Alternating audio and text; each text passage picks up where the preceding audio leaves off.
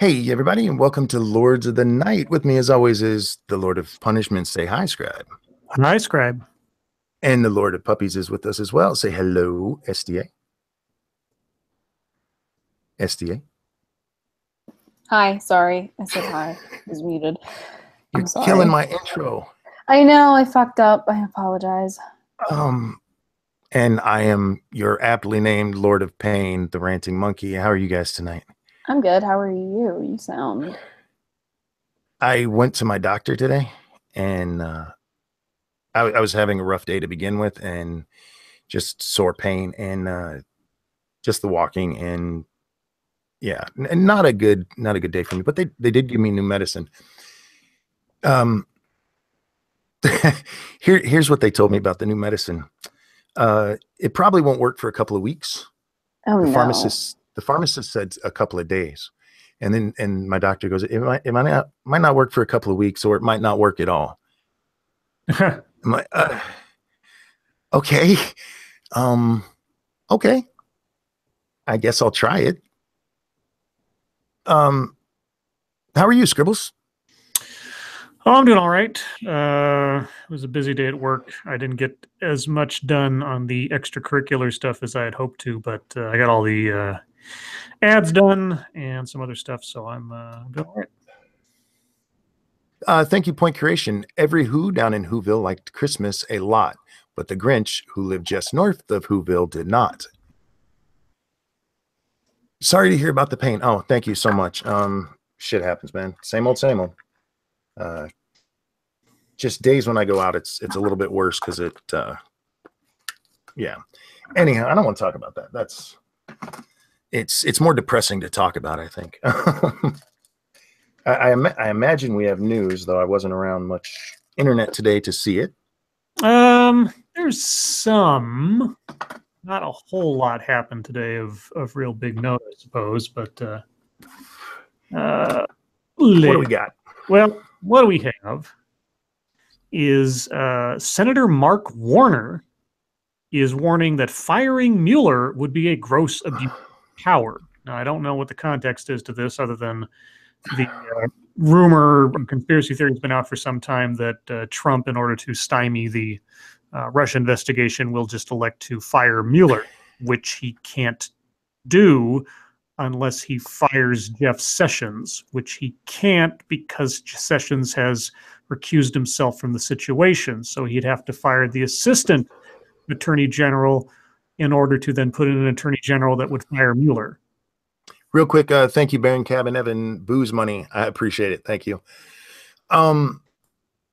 This has been going on pretty much since Mueller was hired. The rumor that Trump would fire him, and it's nonsense. It's a straw man. It is. There's never been any proof that was something they were going to do. Is there? Well, that's the thing. I don't know if something has happened. That's why this is CNN's top story. So obviously it must be important. But yeah, the number of dominoes that would have to fall to where Mueller would be fired by Trump are so complex and politically dangerous for him. I don't see it happening, but who knows? Stranger things have happened. Let's see. Senator Mark Warner, the top Democrat on the Senate Intelligence Committee, said Wednesday that the firing of Justice Department Special Counsel Robert Mueller would be a, quote, gross abuse of power, and called for Congress to respond with, quote, significant consequences if President Donald Trump took that step, if he did. Okay. Warner, a Virginia Democrat, took to the Senate floor for a speech in which he said the firing of Mueller or the pardoning of those charged in the special counsel's investigation would represent crossing his red line. Quote, any attempt by this president to remove special counsel Mueller from his position or to pardon key witnesses in any effort to shield them from accountability or shut down the investigation would be a gross abuse of power and a flagrant violation of executive branch responsibilities and authorities. These truly are red lines and simply cannot allow them to be crossed. Okay, that's how he said it. So Trump hasn't actually done anything yet. He hasn't taken any steps to do anything like that yet. Mark Warner's just warning. It's a Warner warning. It's moronic. It's like saying you better not take the Constitution and piss on it because somebody suggested he might do that one day. Yeah. It's dumb. It's This has been talked about, yeah, like you said, since the beginning of the investigation.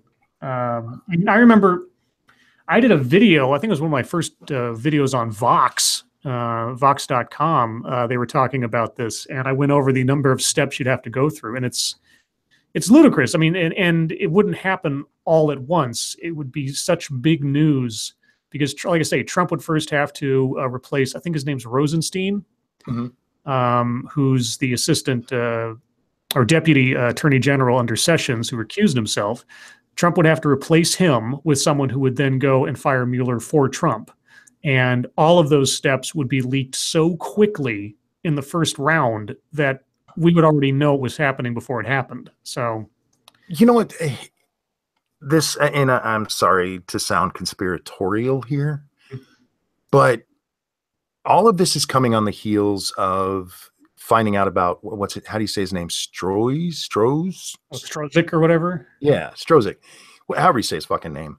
And what should have happened with that is there should have been a really intense look at Mueller's investigation. And instead it's now like, oh, well, you better not fire Mueller. There are some legitimate questions to ask about the investigation if that guy was involved. And frankly, there's questions that should be asked about the Hillary investigation since that fucker was involved. Yeah. But like, I saw an article on CNN that I thought about doing a video on, and I still might, where they're ripping into Fox News and blaming Fox News for all of the horrible stuff coming at the Mueller investigation.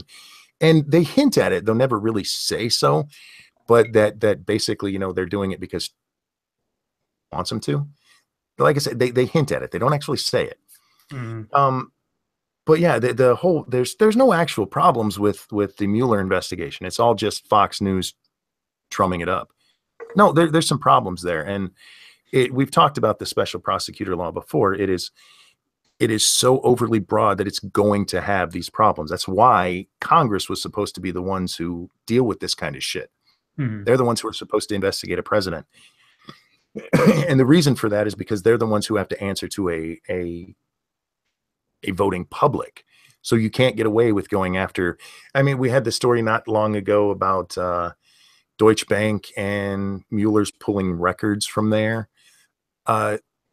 Unless they're saying that people got payments from Russia through there, that shouldn't be part of his investigation at all. But they get such broad power that what's the old saying? Absolute power corrupts absolutely. And that's what we've seen with special prosecutors time and time again. And instead of just admitting that there's a problem here, it's, oh, well, Trump might fire him, so let's talk about that, even though there's no evidence at all that might fucking happen. Right. And like I say, if steps were taken, if the things necessary to make that happen start happening, it would be headline news across the whole country because regardless of how shady Mueller's investigation may seem now after the Strozik thing, Trump kiboshing it by firing Mueller isn't the way to go about addressing that, in my opinion. It should be looked at in a manner that isn't just let's stop the whole thing and start over kind of deal, especially if it's a person who's being looked into ostensibly is the one doing the stopping. That's conflict of interest 101. Now, if Mueller were replaced by the deputy attorney general with someone else who wasn't, you know, a Trump ally or anything, I don't know. I don't know what the deal is, but there's too many moving parts to this for Trump to do what this guy's threatening to retaliate against if he does, and the likelihood that's going to happen is slim. Admittedly, you never know what Trump's going to do, but even this might be a little bit beyond the ken of logic for even Trump. Well, it wouldn't make sense for him to fire Mueller at this point. It wouldn't. He's uncovered nothing that ties Trump to anything. No. It's let's just call it silly. Yeah. It's so silly. All right. Well, so watch this space, so to speak, unless or until something actually happens rather than somebody threatening to do something if something actually happens. Let's see. The other news today that popped up in my radar was you remember Cardinal Bernard Law? Why is that name familiar? Well, he was one of the guys who helped cover up the sex abuse of priests. Oh, yes, yes, yes. Cardinal Law. I remember now. Yep, yep. And then he, rather than being penalized for having done all that, he ended up over at the Vatican avoiding prosecution here in the U.S. and being given a cardinalship over in the Vatican. Mhm. Well, now he's died. And even despite his involvement in the cover up, he's apparently getting a full Catholic funeral. Oh, I thought you were going to say they were making him a saint. Well, I don't know. Let's see. Saint Law. Alexa McPherson says very little about Cardinal Bernard Law's death or the Catholic Church's plans for a full cardinal's funeral, gives her peace of mind. Says very what? Alexa McPherson says very little about Cardinal Bernard Law's death, or the Catholic Church's plans for a full cardinal's funeral, gives her peace of mind. What? Okay. All right, CNN, seriously, your first sentence doesn't make any fucking sense. Okay, anyway, McPherson, a Boston area native who says she is a survivor of sexual abuse by a priest, says Law deserves no such dignity as the funeral will be held for him at St. Peter's Basilica in Vatican City on Thursday. Law, 86, died Wednesday, 15 years after he resigned as Boston's archbishop amid allegations that he covered up for pedophile priests like the one accused of abusing McPherson. Quote, with his passing, I say I hope the gates of hell are open wide to welcome him because I feel no redemption for Law is worthwhile. Robert Costello, another Boston area native who says a priest abused him and that Law covered up for the cleric, was just as blunt. Quote, chop him up and put weights on every piece of his body parts that he has and drop them in the oceans around the world. Jesus. Instead of being given a Vatican funeral, he said, Law should just disappear. McPherson and Costello vented to reporters Wednesday in the Boston office of attorney Mitchell Garabedian, who represents many who accuse priests of sex abuse. Costello's first thought upon hearing that Law died, he said, was, quote, where's the party? Where are we going to celebrate? And then I realized it would be no celebration whatsoever. It would be a meeting of people who tell their stories and bring it all back up again. Well, yeah. Did he die as a cardinal? Yes. Well, what did they expect? I don't know. It's the appearance of impropriety, I suppose. He shouldn't be given that kind of recognition or honor in the Catholic Church for what he did. Well, yeah, but if he was still a cardinal, I mean, I don't know. Yeah, I'm like, I understand what you're saying. I mean, like, if he's a cardinal, like, they're gonna do it anyway because he's a cardinal, so they're gonna have that funeral. That makes sense to me. I'm not saying that's like a good thing. Yeah, it's all nonsense to me anyway, so whatever. Yeah, I understand the people, chop him up, bury him, at sea, whatever. I get the anger there, but come on, he's already dead.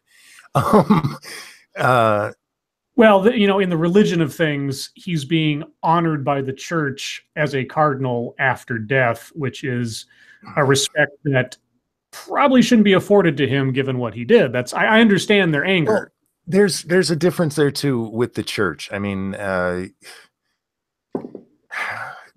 I am not defending a pedophile here. Please understand that. But within the church, if you ask for forgiveness, Jesus is the only one who can judge you.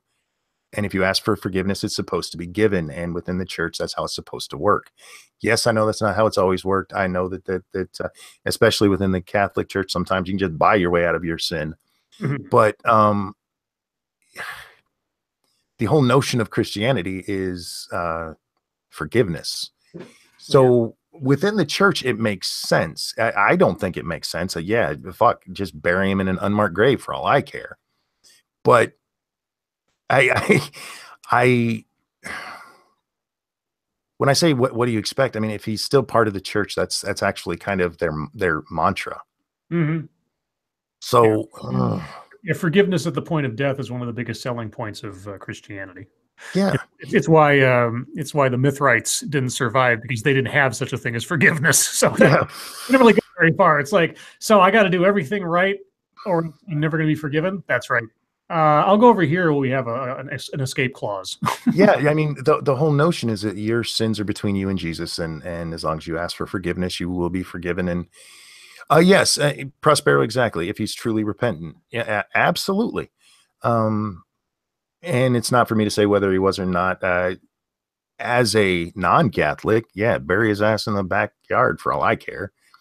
Yeah. But for people to be, I mean, if you believe in the church, you kind of got to believe in what they did here. That's all I'm saying. Let's see. So those are the two biggest stories news-wise that I know of. But there was this thing posted on CNN in their what's it called, in their opinions section. Mm-hmm. And given the people involved in this and the subject matter, I just had to read a little bit of it, especially to you, Monkey. This little article is called "What It's Like to Be Me." Oh dear God. The subhead. Okay, so that's the sort of the blog topic headline. The headline is "Together We Make a Family," and the subheadline to that is "I'm a little person. My husband is average height and African American.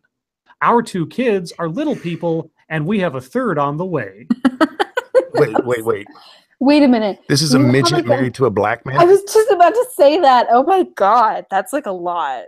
All right, so damn, you go, Where's girl. the porn of that? Posting the link in the chat, but I'll read a little bit of this. Let's see. Editor's note. Oh, there's an editor in this? Oh my God. Editor's note. This piece is the second part of a CNN opinion series, What It's Like to Be Me, which explores the personal struggles Americans face at a time of profound social change. Rebecca Coakley is a senior fellow at the Center for American Progress, where she works on disability policy. Formerly, she was the executive director of the National Council on Disability and served in the Obama administration in the Administration for Community Living and the Presidential Personnel Office, where she was responsible for outreach to diversity and minority organizations. The views expressed in this commentary are solely hers. So I'm assuming that Rebecca Coakley is the little person of this family. All right. I haven't read this yet, so this is an interesting way to start it. I was lying on the cold metal table in the operating room in the midst of giving birth to my second child in what had been a totally normal and uneventful pregnancy when the anesthesiologist assigned to my C-section suggested that my obstetrician might want to tie my tubes. He didn't ask me. He didn't even acknowledge that I was there, though I was in a ragged state of consciousness. He said, quote, "While you're down there, we are going to go ahead and tie her tubes, right?" At a time when I was most vulnerable, a medical professional thought it was a good suggestion, an acceptable notion, to make an assumption with this level of this importance for me. With this level of this importance for me. Okay. My doctor, my husband, and I all responded unanimously, "No." Wait. So basically, the guy who's doing the procedure is thinking this is kind of like a Doberman and a Shih Tzu. Oh, Jesus. I'm just asking. I don't know. Let's go. As upsetting as that moment was, it was not at all surprising to be treated as less than fully human. Wait, he asked the question. Asked the question. Sorry. He wasn't saying he was going to do it. He said, we're tying her tubes, right? He's verifying. They all said, and your husband was there. He said, no. So, the other thing is that, okay, let's be realistic, right? You're a little person, and that comes with a lot of issues of it comes with a lot of medical issues and medical problems that will follow both you and your children throughout their entire lives. That's just the fact of the matter. So maybe he's thinking, wow, you might not want to breed because breeding is going to suck for you and for everybody else involved. I mean, is that really that surprising? Well, but the thing I don't understand is that the doctor was asking a question. He wasn't saying, "I am going to do this." So he was asking for verification. But I don't see how that turns her into less than a human because of that. Well, sorry. They would do that for any woman they thought that there would be an issue. Yeah. but apparently is less than fully human. Oh, you know what it is? It's not actually dehumanizing. It's patriarchy. Oh, well, maybe we'll get there. Professionally, I work as an advocate for the disabled, but I also know from 39 years of life as a little person. Wait, you were 39 when you're having your third kid? Holy cow. And you're, all right. 39 years of life as a little person. Situations like these are such a clear indication that we aren't seen as whole people. I'm sorry, there's just so many jokes right there. I just can't. Oh, God. They're the real 3/5 of a person. Oh, no matter what we do, what we achieve, the non-disabled world will largely always see us as less than, as separate. Well, wait a second. You started out this article telling us that you're a little person. You must revel in the fact that you are. You're proud of it. Why are you surprised that people would then see you as separate if you're going to distinguish yourself as separate from everyone? I mean, the non-disabled world. You call yourself disabled. Okay, well, which is it? The delivery room wasn't my first experience with ignorance around disability and family. What? He asked, okay, I'm not going to go back.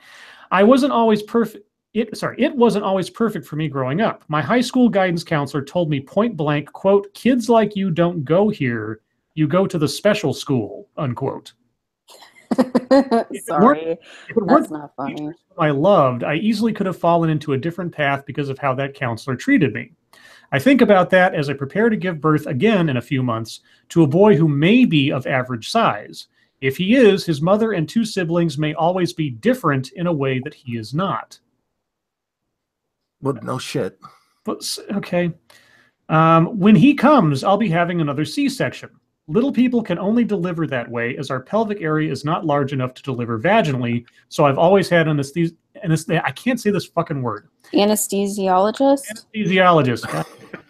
Present for the entire procedure. That's my substantive. I was going to say, I need to tell Bear about that so he doesn't want to hold over your head. Anesthesiologist is my substantive, all right? Just so you know. You've got one on me now, if you're listening.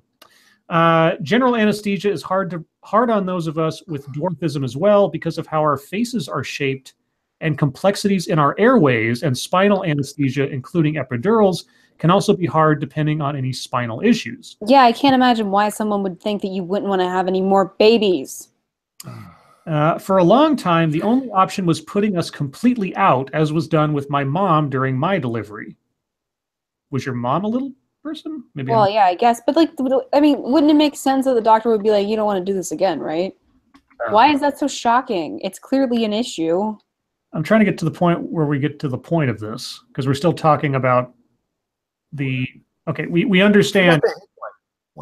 What? I forgot the headline. Well, the headline says, together we make a family. Okay. I'm a little person. My husband is average height and African American. Our 2 kids are little people, and we have a 3rd on the way. That's the full headline. But she spends like a page dwelling on this sort of operation thing. Okay, let's get. All right. My parents met in 1970 at a convention of Little People of America. Okay. An organization founded by actor Billy Barty in 1957, who is in UHF, by the way, to provide support and information to people with dwarfism and their families. All right. There are chapters around the world, affiliates internationally, and annual conventions that bring together around 2,000 people in different cities every year. Uh-huh. So where are we going with this? What's the deal with, like, I'm dwarf and my husband's black? What's that got to do with anything? Well, she just wants you to know that her snatch can take black dick. If Jesus Christ. if a midget, I'm assuming she's not black. If pointing out that her husband is. Yeah, no, she's got like auburn hair and freckles, and yeah, she's a white girl. Okay, so if a white midget has sex with a black man and they have a baby, is the baby only quarter black?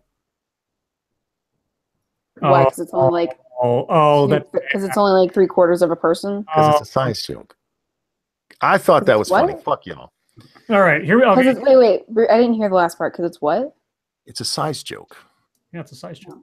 Yeah, it's little, so instead of half black, it's only quarter black. Never mind. Okay, well, I think I scrolled down about 2 pages, and I think I got to the next part of this. Building a family. Today, our family exists at multiple crossroads. Would you say Intersecting crossroads. Intersectioning. Patrick is average height and African American. I'm a little person. Our 2 kids are both little people. My husband has a vision impairment. He wears glasses. Like, Okay. so do I. Fuck Like, off. I wear Yeah. glasses, a vision impairment. I'm like, This is hilarious. My husband has a vision impairment, so I'm the driver in the family. But usually, new average height people we meet assume he's the driver, like many DC couples we met at work. Well, trying to imagine you in the driver's seat might be, I don't know. When having our own children, it was interesting how our friends reacted to our news. Our LP, that's how those of us in the community refer to little people. Okay. Our LP friends all automatically assume the baby would be a little person. Oh my God. I'm What? sorry. I got to interrupt for this super chat. Thank you so much, Gregory Hurst. Her husband is black. Does that make their kids smallpox? Oh! that's pun of the night. That is pun of the night. Pun of the night. Well Pun done. of the night. Gregory. Good for you. Congratulations, Gregory. That is Good for you. that is Slow epic. clap. Man, that's going to be a tough one to beat. Wow. Now Smallpox. or anytime in the near future, but good job. For those of you listening tomorrow, that's POC pox. Yeah, POC. Yeah. Smallpox. POC, small little s for plural. And That was fun. I'm scrolling through this and I don't. It's whining. Yeah. I mean, on the one hand, it's like, don't treat us differently. Look how different we are. Yeah, exactly. It's either We're you so want to be. unique. Yeah. Yeah, we're so unique. Treat us like everybody else. Okay. Anyway, that was. I went too long on that than I meant to. Well, the other thing that's kind of interesting about all those things is that, it's like they're like, we're different and unique, and people shouldn't like just automatically know exactly how we operate. And it's like, but if you're so different and unique, like, yeah, you can't expect people to just know everything about you. Like, if you're weird, you're weird. Get over it, and just, like, that's just the life that you live. There's nothing you can do about it. How dare people assume that my husband is the one who drives? I mean, that's just mean. Or like, I mean, I hope you post videos of you driving, because like midgets driving is hilarious. Yeah, they're so little. Weibo knows. Otherwise, yeah, I don't have any other big news stories. So unless you guys know of something else going, I'll check to make sure that nothing broke in the last. No, we're still waiting on the tax bill. So breaking news! The tax bill passed, didn't it? Yeah, that's old news now. It hasn't as far as I know, it hasn't been signed into law yet, has it? Or was it? This is how much I care about the tax. As far as I know, they still haven't passed it through the House yet. Yeah, let me double check real quick. But there is breaking news. Another North Korean soldier has defected across the demilitarized zone. How did he get past the trees? I don't know. That's what I'm wondering. The ditch and the trees next to the sidewalk. How did he do it? Seoul, South Korea. A low-ranking North Korean soldier defected to South Korea early Thursday morning across the demilitarized zone between the two countries. It is the second defection across the heavily guarded border in less than 2 months after another North Korean soldier was shot multiple times while dramatically escaping to the south on November 13th. A South Korean Ministry of Defense official said the soldier was in custody and authorities would investigate the reason for the defection. I can think of several. No shots were fired during the defection. And it's a developing story. It just broke. So if anything else happens, I'll let you know. I'm being told that the bill has passed the House and the Senate. Okay. It still hasn't been signed. When it does, I'm sure we'll hear about it. I'm sure this will be in MSS News. Did you guys see the Rosie O'Donnell stuff? Yes. I think it is. No, I didn't see this. What happened? Somebody tell me. Will somebody tell me? Let's see before we tell you. Guys, if you have a story you'd like us to talk about or consider reading on air, hit us up at #MSS News. Can't promise we'll get to them all, but we'll do what we can. Scribbles, do you see one with that in there? Let me don't think any. Gosh, it would be awful if someone in the chat were to tweet out a copy of that story to me right now because I'm lazy. Oh no, wouldn't it be terrible if somebody were to tag you in a link to that story? Oh, the humanity. Real quick in chat, Chris J asked if we'll talk about Kilroy. Yeah, we'll get to that at YouTube time, usually around 10 o'clock. Oh, is there more stuff? There was a stream today. Yeah. Let's see. Has anybody happened to send me that? No. Well, while I wait for that miracle of birth to arrive. Miracle of birth? The Jack motherfucking Cochran sends us this one real quick. Oh no, it's got spoilers. Okay, it's about Star Wars. It has spoilers. I won't read it. I'll read the headline, and you have a super chat. Thank you, Point Curation. I really like the story, The Grinch That Stole Christmas. Would you consider reading a little bit of it? I'm not sure I can. Yeah, copyright. Unless you're talking about the kid who called 911 to report the Grinch, which was so cute. That was awesome. And that was so adorable. Like I can't. My mom read it to me today. Like, oh man, extra. I really want to read this thing, but unfortunately it has spoilers for Star Wars, and I still have a moratorium on that. But the headline is, this is from the Mary Sue, funnily enough, for Star Wars. Watching Star Wars The Last Jedi in a heteronormative society, why labels matter. Oh, fuck off. I would love to read that, but I'll hold off. Has anybody sent? No, okay. Well, I'll look up the Rosie O'Donnell thing real quick. Point Curation said you asked for stories and then shot me down. I'm sorry. I wish I could read it. I would also like to. There's lots of things I'd like to read like that, but goddamn copyright laws, man.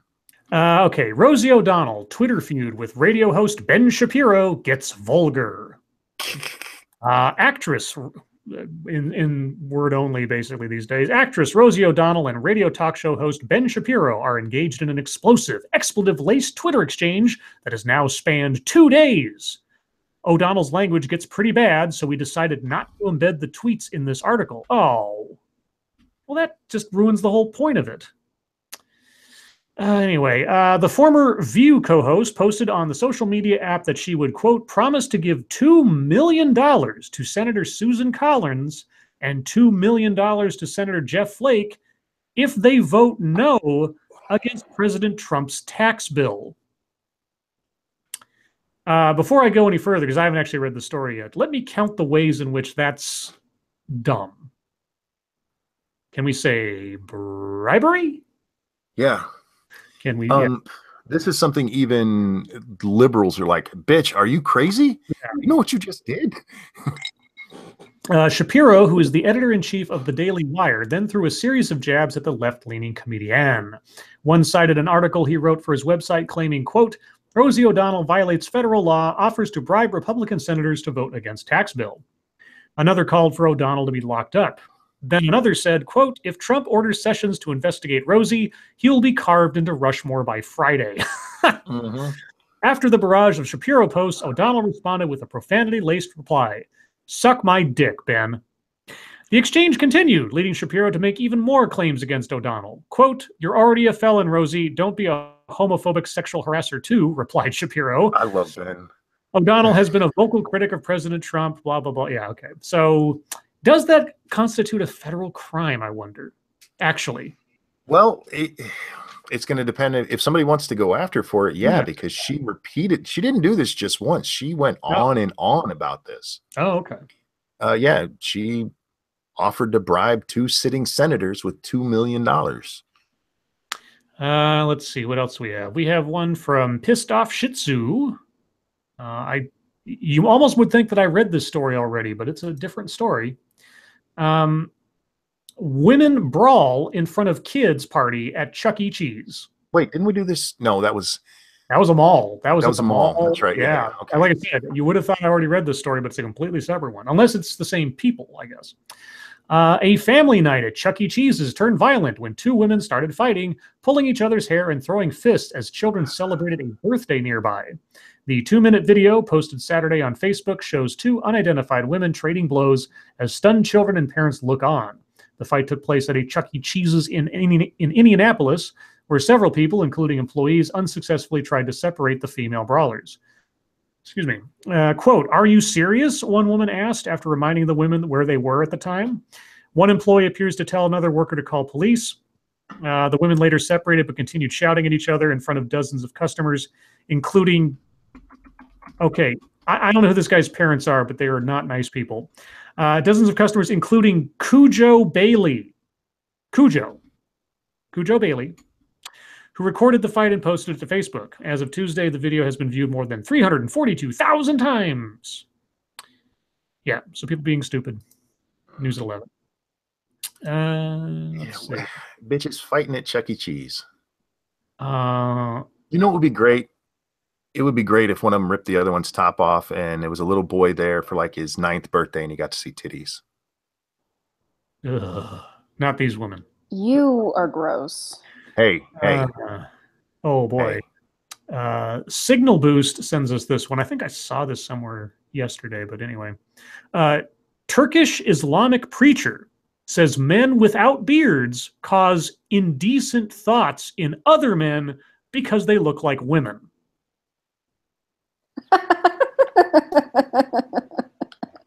Which is amazing. And this is one of those ones that have like gigantic pictures and tiny bits of text underneath them.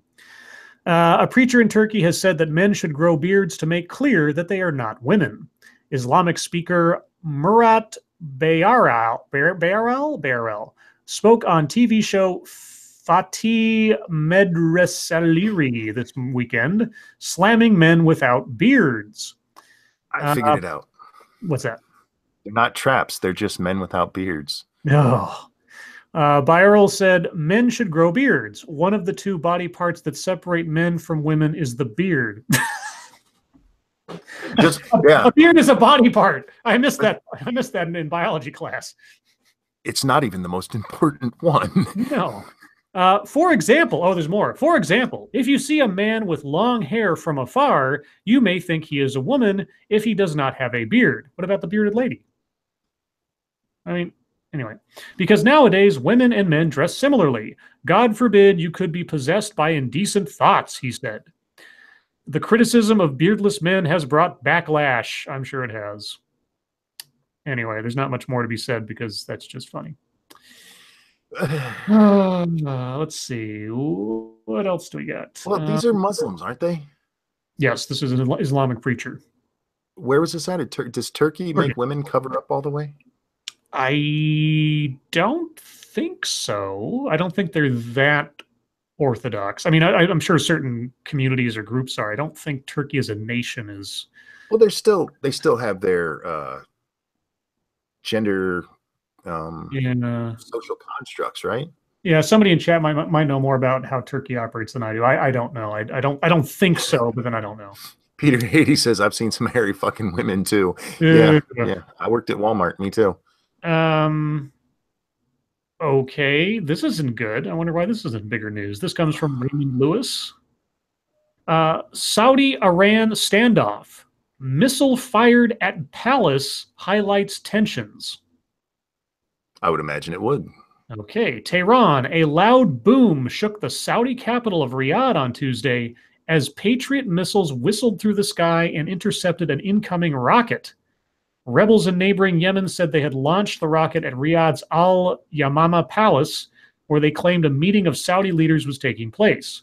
The rocket never reached its destination. The Saudi Arabian military said in a statement that it was shot down using Patriot missiles and that there were no injuries or damage.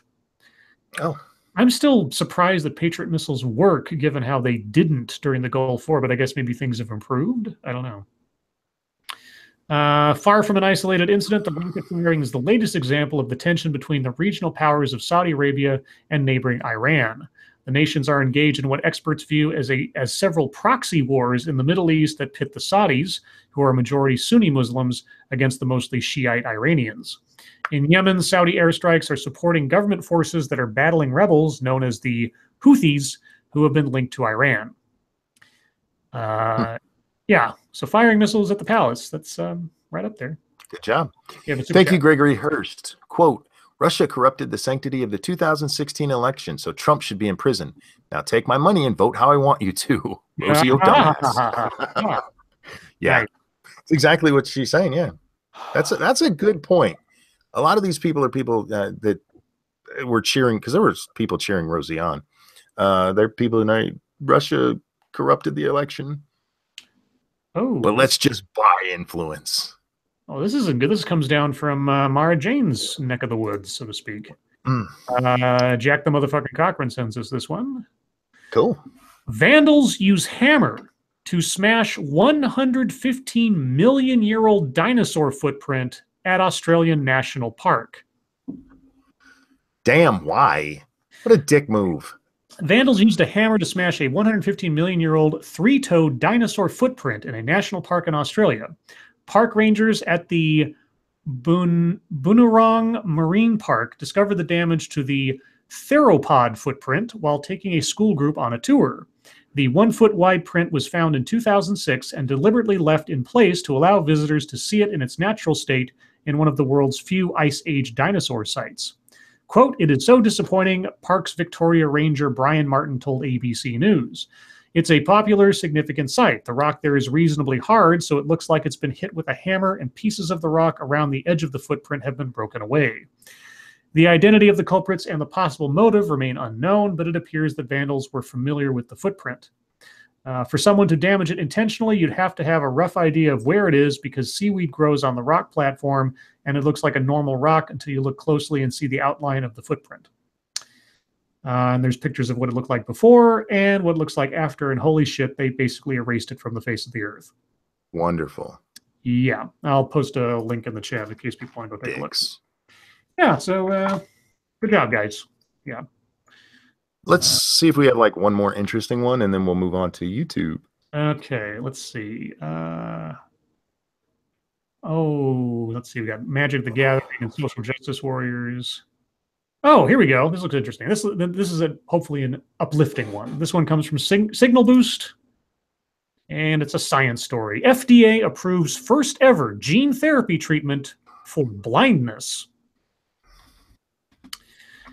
In a decision that accelerates a new era for gene therapy, the Food and Drug Administration on Tuesday approved a DNA-altering medication that can reverse an inherited form of progressive blindness. The FDA's blessing makes Luxturna, a treatment for retinal dystrophy caused by a specific genetic mutation, the first gene therapy cleared for use in the U.S. to treat a genetic disease other than cancer.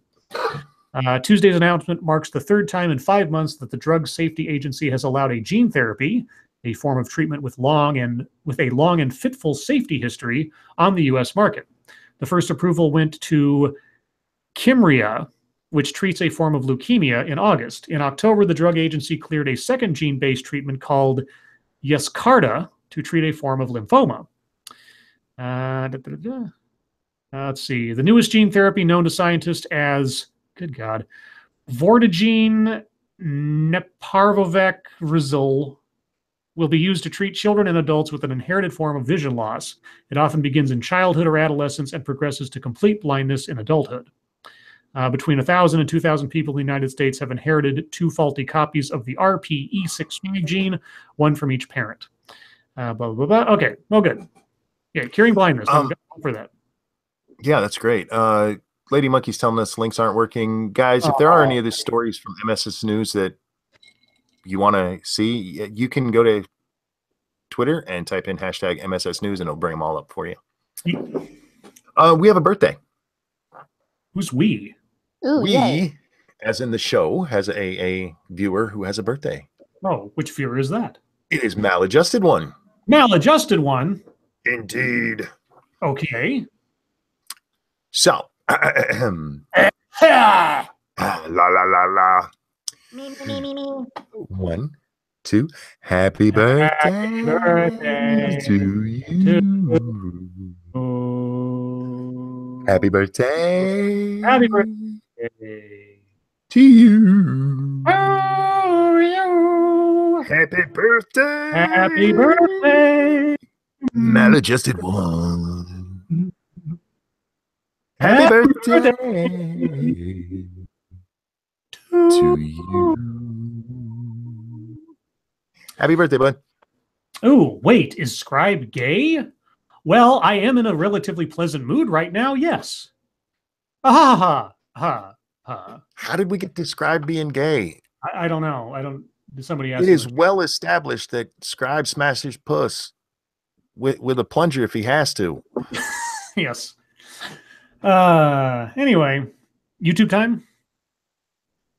TOS says a Mexican man with an 18-inch penis is officially disabled because of it. Oh, was that one? I think that was one of the MSS news stories that I didn't get to. Oh, we'll have to bring that one up tomorrow night. That's awesome. Yeah. Oh, the Harvest Marvos sent us that one. Yes. Damn. Yes, and they have a picture of him with a giant sock over it. And yeah, that man is disabled. He has practically a half an extra leg right there. Yeah. 18.9 inches. Can you imagine explaining your disability to people? I mean, nobody would feel bad for you. You'd be like, "Yeah, my disability is I got this giant dick." I had an indirect friend of mine talked about how she had a boyfriend once who had an exceedingly large penis, and it was the worst thing in the world for the guy because every time he started to get an erection, he would pass out because of the blood loss that went to his penis. He could never get a full erection, and he could never really enjoy sex because it was so big. It was actually, yeah, a disability. So this guy's he's not enjoying this, I'm sure. So you see, guys, all of you out there with little dicks, you actually have it good. Don't go that far. You could actually get it on with SDA if she liked you. Ew, God, no. I said if you liked them. I didn't say they could just have you. Christ. I said if you liked them. Right. All right, YouTube time. Let's figure out. Well, that's probably not gonna happen. Don't give people. I meant they what would is fit. wrong with you? It's fit. Jesus. Weibo, are you going to grow out your beard? Sanguine, thank you. Dear God, I hope he is not I hope he's a shower, not a grower. Oh, yeah. At fully erect, it's 30 inches. Remember, 30 inches is not good for you. We learned that the other day. Yes, we did. Yes, we did. So, SDA, what did you do today? I didn't do anything today as far as YouTube goes. Oh, we have another birthday. Is Zelthor here? What? If he's not, I'll sing to him anyway. But if he's here, I want to make sure he's listening. Okay, so you didn't do anything. Let me know, Zelthor, if you're here, say something. I didn't do anything. I started like 4 different videos last night, and there was nothing coming to me. And it was about 4 o'clock in the morning. I finally found a story I wanted to do. It's a free speech story. Go figure. But yeah, I want to tackle one of those, but I did not get to it last night. So, Scribbles. Let's see. I didn't get as much done on my next video as I wanted to today because of other stuff going on, but I got the audio recorded, so I have all the pieces necessary. I just have to assemble it, which I hope to do tomorrow and have it posted tomorrow, probably 5 minutes before the stream starts because, tradition. Mm-hmm. Elsewise, most of my day was done writing ads, and I have several. So let's knock out this song to Zelthor first. All right. Is he here or he's not? No, he'll have to watch it later. He does watch us. He's okay. on with the minions quite often too. So, all right. Make sure you timestamp this. This one's for you, Zelthor. Happy birthday to you. Happy birthday to you. Happy birthday, dear Zelthor. Happy birthday to you. Were you trying to do Louis Armstrong? Oh, there he is. For a second? What's that? Were you trying to do Louis Armstrong there for a second? I just thought I'd mix it. I always do the same thing, so I thought I'd get that grunt in my voice for the people who like that. Oh, my mom just texted me to remind me that we did book club this morning. Oh. You always forget that. We talked about my favorite book, so that was fun. The Bible? No, it was definitely not the Bible. It's about zombies. It's about girly zombies. Oh, you mean the Bible? No. Oh, the Bible has zombies. Zombie Jesus. Oh, I forgot to say at the end, happy birthday, Zelthor. Yes, happy birthday, Zelda. Ad time. Oh boy, do I have some ads? Boy, so now I said on Twitter today, after writing some of these, I really have to question whether or not I am a functioning member of society. So, in no particular order other than those that I recorded down, William Savage requested Suicide Forks, endorsed by Scribe. Friends, is life getting you down? Do you find yourself constantly interrupted by grown adults who lack the basic manners of your average house cat? Do your colleagues spend hours on end debating whether one food is like another food? Do you need all of this madness to end? Hi, I'm Scribe. As a novice broadcasting personality, I've experienced all of these hardships and more, nearly every day, for the last year. And it's never easy. So when I'm looking for a quick escape from the monotonous pain and misery of being cut off mid-sentence, or from CNN's editorial excellence, I turn to my own Scribe brand, Forks of Farewell. With a Fork of Farewell, you can exit this mortal coil in the high style of finely crafted silverware. That way, you can depart this life with the kind of class that the people who interrupt you do not possess. Forks of Farewell by Scribe. When life is too much, stick a fork in yourself. You're done.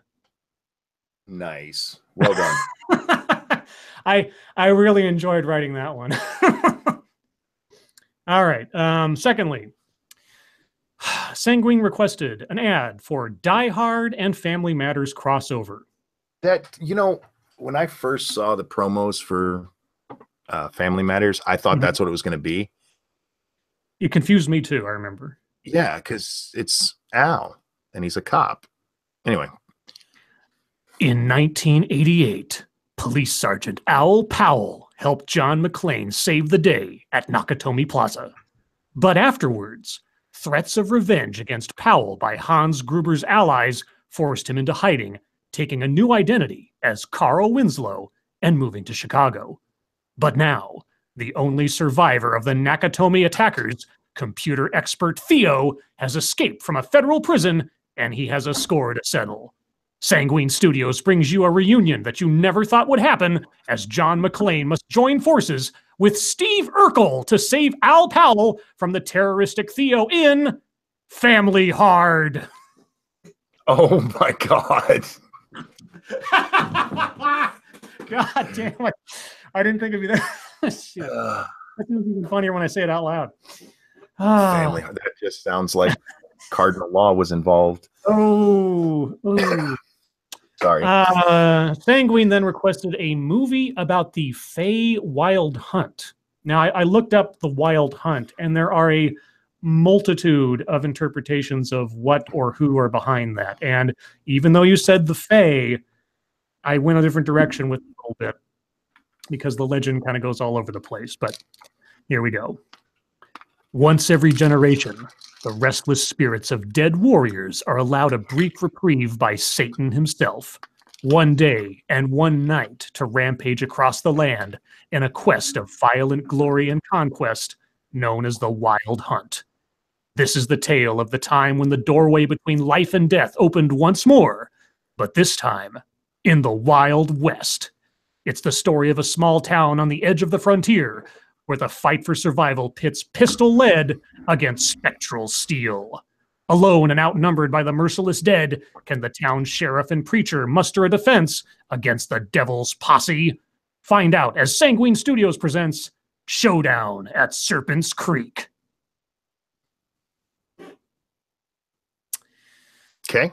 Let's see. Twat Waffle requested an ad for a robot sex brothel named after Twat Waffle. All right. I worked this into the ad lore a little bit. Coming soon to Crater Valley on the Moon. The lunar people were devastated when Sir Adamantine's House of Celestial Sins was lost in the time portal incident that brought dinosaur-sized destruction to the town. But thankfully, a new establishment for frantic fornication has just opened. The Crater Valley Chamber of Commerce is proud to present the Twat Waffle Brothel, offering the most cutting-edge, top-of-the-line sex robots and human-robot hybrids certified sexy by the Congress of Computer Copulation. So bring the whole family to the Twat Waffle Brothel, where love will never rust. But it does get gooey. Yeah, a little bit. And then, conversely, Point Curation asked for an ad for a good old-fashioned love machine. And I almost did something about the song Love Machine. Love machine, I'm just a love machine. But somehow I thought I'd get a copyright strike. So, folks, are you a bit disturbed by the technological Lotharios with all of their silicone skin and cybernetic coochies? We here at Point Curation Home Entertainment understand your concerns. That's why we've created a device for sexual gratification that goes back to basics. Introducing the Suck Socket. Made from handcrafted pine wood and a simple rubber gasket, our old-fashioned hand-pump design makes jerking it feel just like the good old days, with a fresh pine scent. The Suck Socket from Point Curation. Masturbation the natural way. It's like jerking it in the woods. That's even better. Damn, I should have thought of that. That's a good one.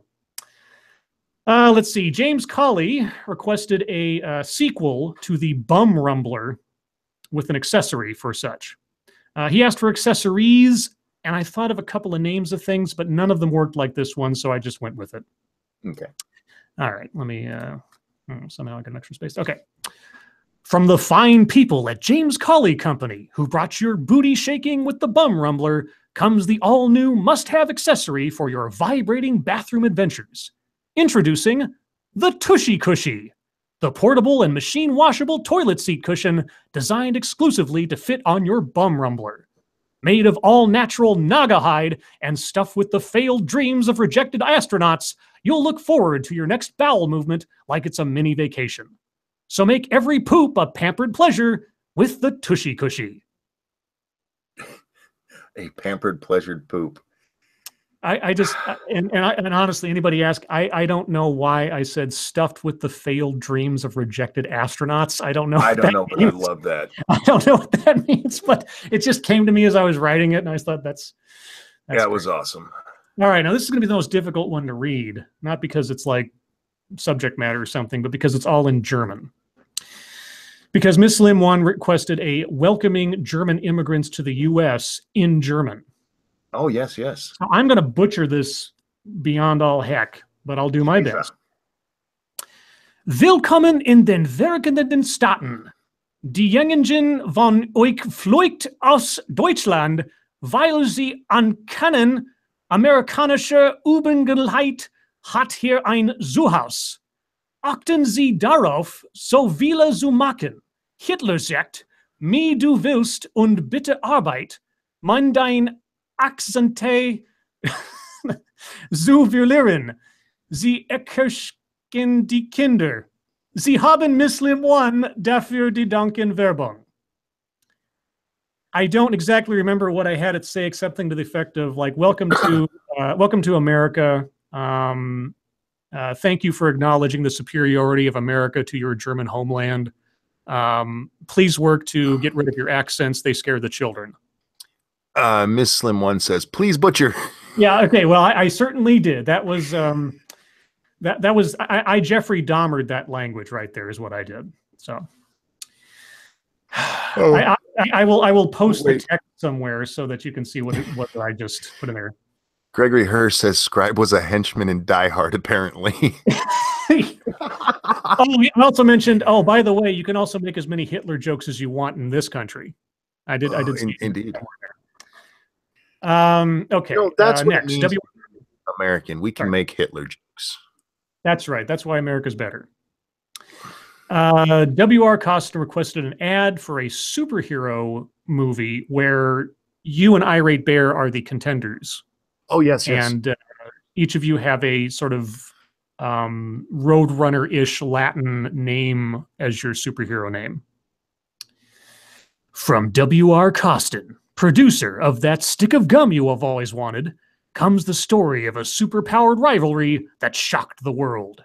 Irate Bear was just a normal, pale black man in Britain when a dose of fluoridated water reacted badly to his Anglican DNA, granting him the ability to turn into a giant man-bear superhero, Iritus ursi britannicus. An ocean away, mild-mannered ranting monkey undergoes medical treatment for nerve damage, but is actually a subject of a government experiment to turn him into a screaming machine of death. Reticus simia. Now on the loose in the wilds of Michigan, the only one in the world that can stop the flinging of frantic verbal feces of the sinister simian is the British bear. Get ready for animal-on-animal action in Substantive, the Angry Animal Vendetta. Oh, God. Miss Slim One, thank you. That was so horrible. I love it. I'm glad. I'm glad. And that's for those watching tomorrow, that's in relation to the German. She's the one who requested that. The awful German. I know I fucked all that up by trying to read it Miss quickly. Slim One, can you tell us like if you could actually understand that, please? I'm really curious. Yeah, I know I got like every third word kind of pronounced correctly, but some of that stuff is just... If an American went to Germany and said that, would people know what they were saying? Yeah, that's what I want to know. Like, I want to know because you use Google Translate, I assume. Yes. Here, I'll copy what I have into chat so that she can see what it was that or I should say what Google told me I was saying. Yeah, because what's funny, because like if you take sometimes like words in other languages and then you translate it, to English and then to a different language and then back to English, it's like that's not what that says. Right. So I'm wondering just how butchered that was as a paragraph. He just declared World War III. Something like that. Okay. Oh. So there's all the text is now in the chat. She says, I was barely able to understand anything. That's okay. It was wonderful. That's what makes it fun. It would suck if it was perfect. Let's see. P-Dog Knight requested an ad looking to hire security for a free speech conference dealing with $40,000 worth of budget. So I did this kind of as a want ad. Oh, real quick. I'm not sure I thanked Miss Slim One for the donation there. Thank you if I didn't. Okay. Wanted. Competent security personnel for a private event occurring in Phoenix, Arizona. The concerns over disruptions to the event requires a large budget for areas of security outside the norm. Consequently, personnel must be proficient in the following: possess a professional demeanor, teamwork skills, crowd control, firearms training, sniper accuracy at 200 yards, aerial combat tactics, bazooka operation, tank repair, and Florida man awareness. Interested parties may inquire with Lawyer Dog through Craigslist. This event will self-destruct in 5 months. That was a Mission Impossible reference. Make Europe Strong Again says, I think Scribe professed his love for Angela Merkel in German. You would be incorrect. Unless Google Translate has fucked me over somehow. Let's see. Cryptic asked for an ad somehow... and this is quoting Cryptic now, a motherfucking pineapple getting pooed on by a rabies-infested bear. I had to turn that into an ad, so you can imagine what this turned into. Coming this fall to NBC, you loved Survivor, you cringed at Fear Factor. Now get ready for the ultimate in wildlife grotesquerie and survival with Fruity Poo, Pineapple versus Bear. Each week, you'll be subjected to 30 minutes of bear-baiting action as a giant grizzly bear, foaming at the mouth with rabies, squats over a pineapple and shits on it. Then tune in again next week for the same thing all over again. It's 23 episodes of bear-ass bowel-cleansing drama. Cryptic Studios presents Fruity Poo, Pineapple versus Bear. Check your local listings. Fruity Poo. That's what happens when you eat Fruity Pebbles. And lastly... This is the one that's going to send me straight to hell. Oh, beautiful. I like this. Peter Hades, on behalf of Reject, would like an ad for teddy bears. Use that brilliant imagination and take it wherever you like. All right. Teddy bears, the cuddly companions that have entered all of our lives at one time or another. They're a fluffy hallmark of our American experience. But teddy bears are a lie. Real bears are dangerous wild animals that will rip you open and gnaw on your skull if given the chance to do so. By giving the gift of teddy bears, you're imparting a false sense of kinship with inhuman monsters onto your innocent children. This Christmas, avoid giving a child a teddy bear as a gift unless you revel in the notion that that child's horrific death is coming by mauling. And if the violent deaths of children is something that makes you happy, we recommend Scribe Light brand Forks of Farewell as a gift you can give to yourself and to the rest of us. This message has been brought to you by Reject and Peter Hades. Nice. Okay. And additionally, I did do a promo ad for Scooby 331's channel, one of the Chaos 120 denizens. I did that earlier today, and so it should be on his channel in the relative near future. There you go. And Carbonizer. Oh, sorry. Carbonizer says teddy bears and sex robots will combine and kill us all. Well, that's what Irate Bear already is, isn't he? He's a robotic bear. Indeed. Plus, we're going to be mating with the robots soon enough anyway, mixing our DNA. Oh, and Cozy Comfortable talks about Timothy Treadwell, the guy who was actually eaten by a bear, and Grizzly Man, one of the most funny, morbid documentaries ever made. It is so funny. I own a copy. It is, yeah, it's very strange. There's rumored, and I don't believe it's actually real. Now the event of him being killed by the bear was recorded, at least the audio was, because a camera was running at the time that it happened.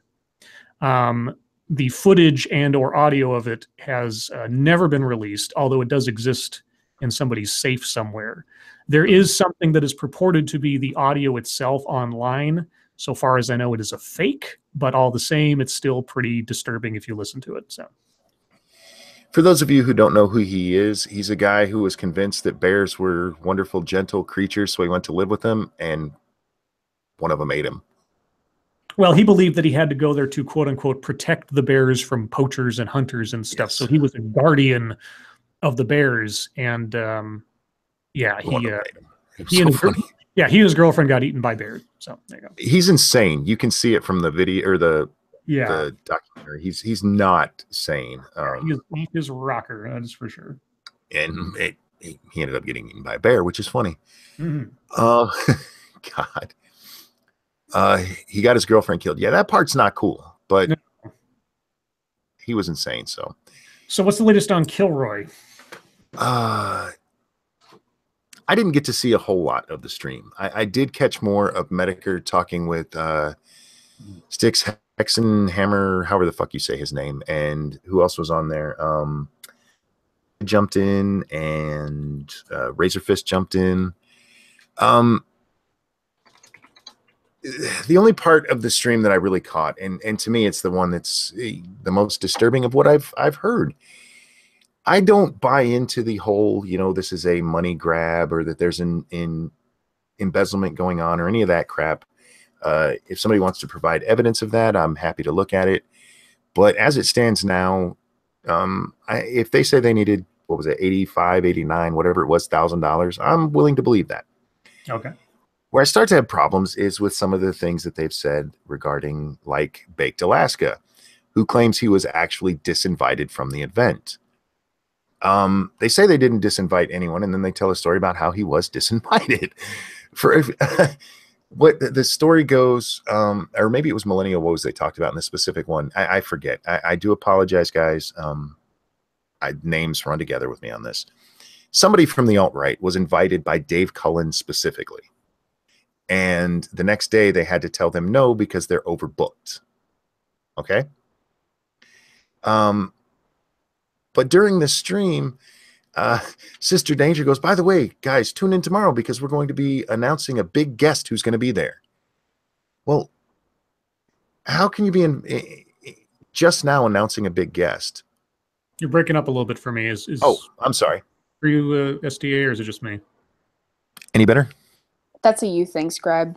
Is it? Okay. Oh, okay.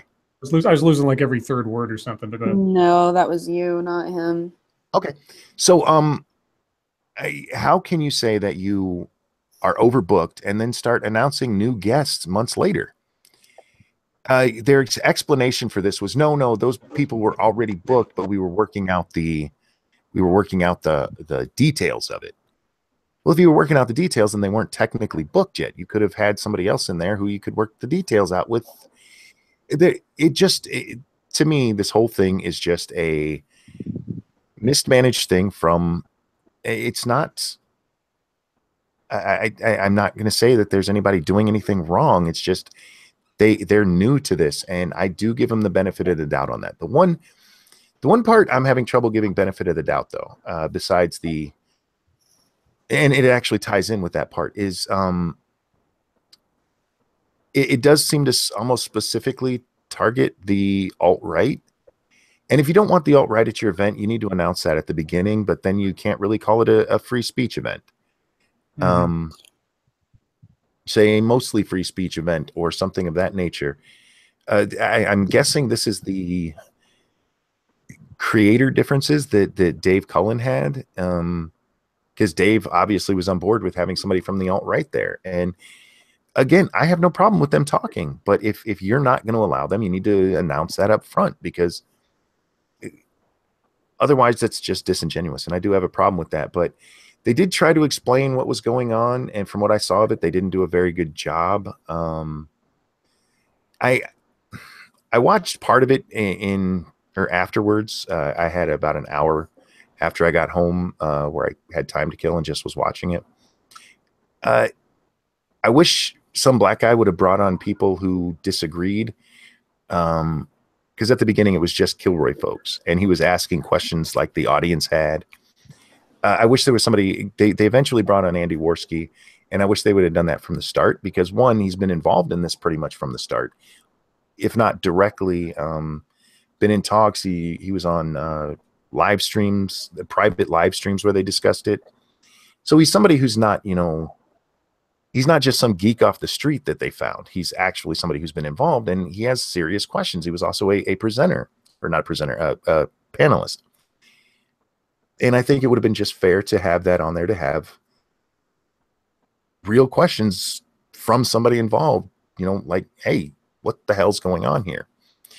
The conclusion of it was basically that Base Mama had to leave for some reason. I missed that part for why she had to leave, but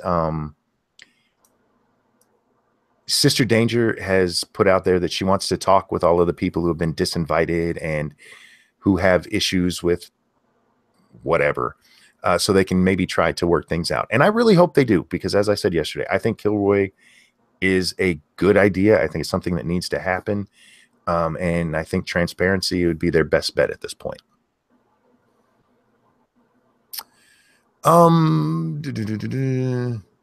but yeah, like as I was stating, if you want to catch more on this, there's the stream on Some Black Guy's channel, and then there's a stream on Styx's channel. I don't have any of the links here. Look them up. Let's see. Do we have a deep topic? I have a deep topic. Okay. What the fuck was going on with you earlier today? Oh yeah. Okay. I forgot. YouTube drama. Blah blah blah. I merely pointed out that I think Tonka Saw is a drama queen, and I may have called him Tonka Sparkles BS, and then started referring to him as T Sparkle. Oh God, monkey. And he got all bent out of shape over it.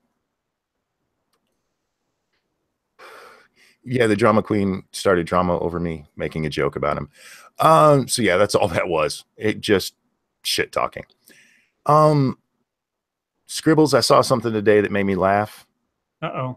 And I thought you would be the only other person in the world who would appreciate me laughing at this. Do you know it's at Walmart now in their movie section? I couldn't possibly guess. The Rick Springfield movie, Hard to Hold. Oh, Jesus Christ. And not only Wait, is it bring that back, but they won't bring back crazy people. Okay. Yes. Not only do they have it on DVD, they also have it on Blu-ray. Why? The first time I saw it, I was like, because I was walking by one of their dump bins with all the movies in it, and I saw it on there. I'm like, oh wow. And then I was actually over looking through the movies, and I'm like, and it's there, and they have both of them side by side. I'm like, what the fuck? That wasn't even a good movie back then. God, I saw that long time ago. What was the? Jeremy says that is a good movie. Oh God, really? Okay, You know, if you like it, I'm not gonna. that's why. Okay, so that it's for whatever reason when you talked about that movie, it immediately brought to my mind another movie from 1984 because that was from 1984. Do you remember? And this is a long shot. Do you remember American Dreamer? Sounds familiar. So it's this. My aunt owned a copy of this movie, and I remember seeing it more than a few times when I was being babysat as a kid. And it's Jo Beth Williams, and she's like this mystery writer, and she gets like bonked on the head or something, and she starts believing she is a character in one of her own books, and she's in Paris, and she runs around having this adventure, like thinking that she's solving some kind of international intrigue, and she actually ends up, of course, doing so. God, yes, I haven't seen that since. Yeah. Oh my God. I know it's like one of those movies that it's got Tom Conti. That was the other guy in it. Tom Conti was the male star in that. Anyway, yeah, sorry guys, just going way back in time, way back 1984. You know, it was a very good year. Anyway, deep topic otherwise, or do you have more internet drama? Oh, I don't have any more internet drama. I don't even really consider that drama other than him being a drama queen about it. No. Okay. Which that's just so funny to me. You're a drama queen. No, I'm not. Let's fight. Okay. Whatever floats your boat, dude. So yeah, if we have a deep topic, a story we haven't touched on.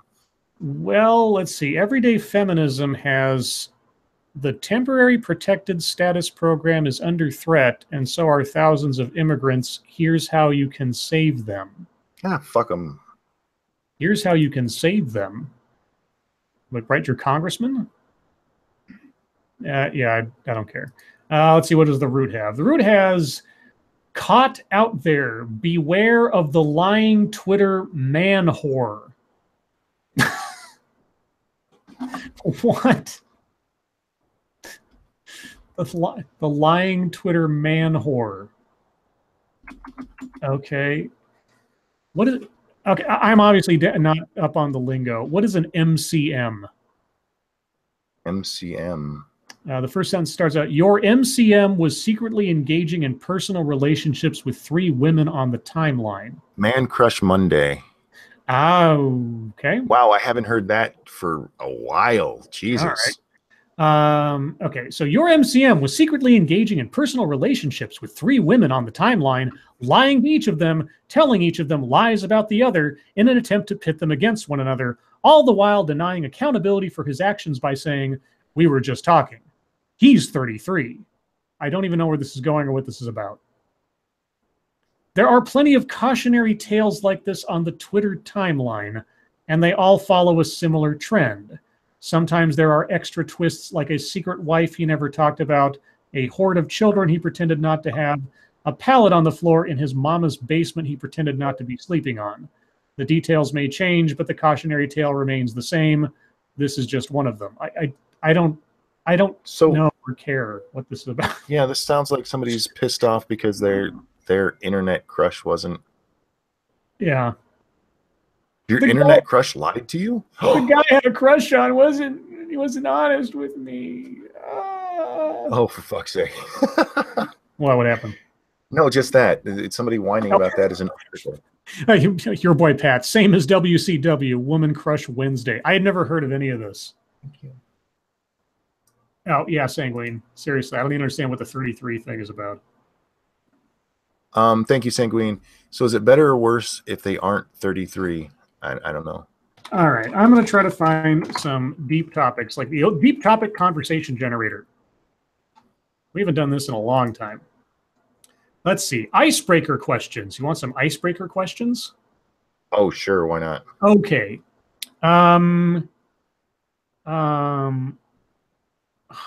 Wait, are these? Oh, these are like dating icebreaker questions. Oh, all right.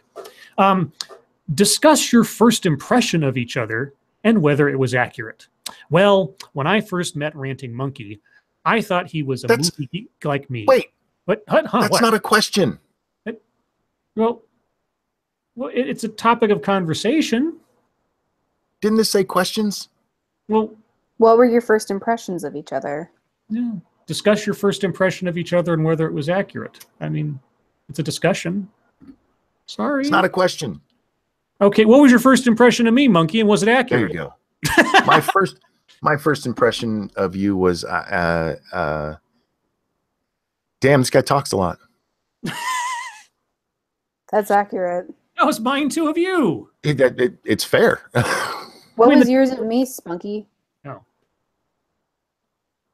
You're gonna hate me. I don't remember. Oh, really? Because I don't remember what mine was of you either. Yeah, and that's not mean. I mean, with Scribe, to be honest, that might not have been my first impression. It was one of my first impressions, and it's probably the reason me and him became friends, because we both talk too damn much. Real quick, thank you. Nope. Shenanigans update. Coworker found the second mouse attached to his receiver. My 3 days of fun have come to an end. Oh, Oh, that sucks. That's right. You can That do it again is in 6 funny months. AF, dude. Well, does he know it's you? did he laugh? Does How he know did, how it's did you? he? How did they take it? Yeah. Did they figure out it was you that was doing it, or did you get away with it? My first impression of Monkey was, wow, we can totally take over the stream and nobody's stopping us. Yes, we did too. I mean, that was kind of, it's like somebody that can keep up with me and who I like talking to. That was kind of my first impression. That hasn't really changed yet. So. What about me, Scribe? Well, see, I didn't know, truth be told, before Monkey brought you on the stream, I had heard your name before, your handle. I didn't know anything about you. So my first impression was, gosh, she's young. That's fair. Okay. Because because I think we mentioned something, and we mentioned something like from our middle childhoods, and you were, of course, completely out in the woods somewhere about it. So Okay. there you go. Okay, this is okay. I got to ask you too this, because several people have brought this up in comments and stuff, and I can't see it. Okay. The Magister says, first impression of Monkey, that snout looks like a second face. Oh, well, if you cut off the, I don't see it. I could see I've it. been No, told I can see it looks like a Chinese guy wearing a monkey hat. I well, don't see it. I didn't see don't that, see it. but if I take my hand and I cut off the eyes section, I just look at the bottom, the mouth area, or the snout area. Mhm. Yeah, I can see the nostrils as eyes, and the mouth is just a mouth, and just sort of imagine it that way. I can't see it. Well, I can. I mean, I can imagine it. No, I'm not doing that, because I'm wondering if this is one of those things where certain people just can't interpret it that way. I don't know. My monkey is it should be on the internet. What do you see? like the gold or blue dress or thing or whatever. Yeah, that was. exactly. Oh, Jesus. What do you see? No, a lot of people have brought that up in my comments, and I've never been able to see it, and it drives me nuts, because I want to see it. Yeah, I don't see it. I can see it. I get why they see it, but I personally, my brain is like, no, that's his fucking nose, you weirdo. All right. How about I've got 100 unanswerable questions. Okay. Oh, sure. I bet I can. Okay. How about this? Okay. Why does a round pizza come in a square box? Because it's horny? Oh, wait. It's easier to make a square box. That's what it boils down to. Yeah. Okay. But Yeah, people are agree. lying to me about these unanswered. Okay. Number 2. Why is it said that an alarm clock is going off when it's really coming on? Because the alarm is going off. That's how we've always referred to an alarm going off. It's warning you. It's set off. Going off doesn't necessarily, it doesn't always mean like turning something off. I see what they went for there. I can give them that one. There's kind of George Carlin questions like, or Gallagher questions like why do they call them buildings? They're already built. Indeed, yes. Or a near miss is more like a near hit. Yes, indeed. Number 3, how come people tell you not to stand in front of an emergency exit when if there was an emergency, surely you would run through it? Run through it. Because it's not an emergency right now. The fuck out of the way. Yeah, I don't know. Let's see. Who wrote these? This is from chartcons.com. I don't even know what that is. All one word, chartcons. Oh God. Some of these are like just bad jokes. If you pamper a cow, do you get spoiled milk? What the fuck? That's dumb. Why is it if someone yells duck, they are helping you, but if they yell chicken, they are insulting you? Lady Monkey, you should never run during an emergency. Damn mothers. Let's see. Why do we drive on the parkway and park on the driveway? You don't in other countries. Yeah, Britain's weird. If the FBI breaks your door down, do they have to pay for it? I actually don't know. I don't know. I have wondered that, but I'm sure that can be answered. Yeah. These aren't unanswerable. I mean, you can answer any question. You're not necessarily going to have the correct answer. If you fart and burp at the same time, would you make a vacuum in your tummy? No. No. That's easy. Okay. Is there any? Can you cry underwater? Yes. This. Okay. I thought this might be funny. Let's go back to that dating one for a second. What's our second question? I'm using air quotes. You want more? All right. Wait, did I already skip past it? I think I did. Oh, there it is. Okay. Icebreaker questions, right. Describe your biggest regret. This date. With an intersectional feminist? Probably. Yes. Okay, what's my biggest regret? Gregory Hurst said, what senator do I have to pay $2 million to make these jokes stop? That would be Senator Scribe. The super chat button will be available on Friday. What is your dream job? Okay. I always said I wanted to be a mattress tester. What? I want to be Batman.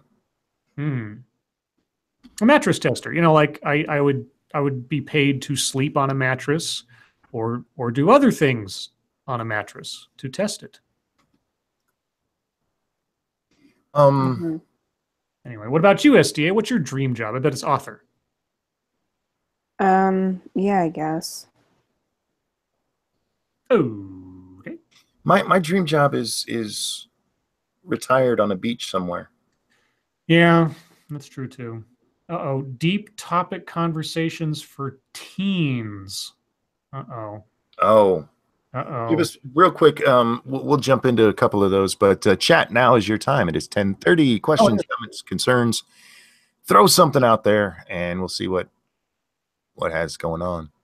Time flew. I didn't even know it was the bottom of the hour already. If you could have like any car you desired, which one would you choose? I like my car. So my car. Minivan. I love my minivan. I'm claustrophobic, and there's plenty of space in there. No, I have my dream car.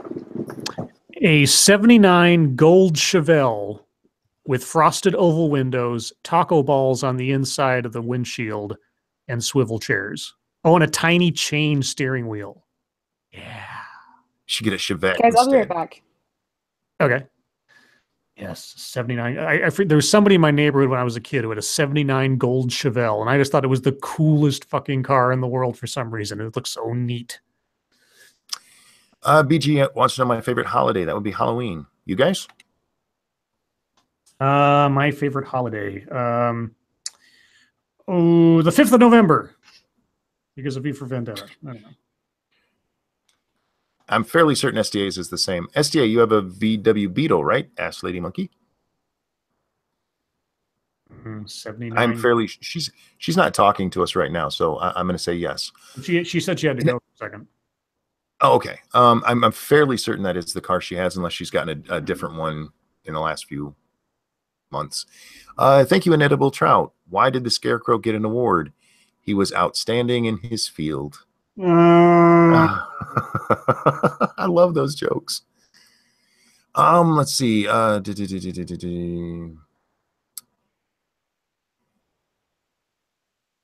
Harbo said, "Did you happen to see Tonka's tweet with video of his victory over you?" No, I give a fuck. He's the drama queen. Let him have his moment.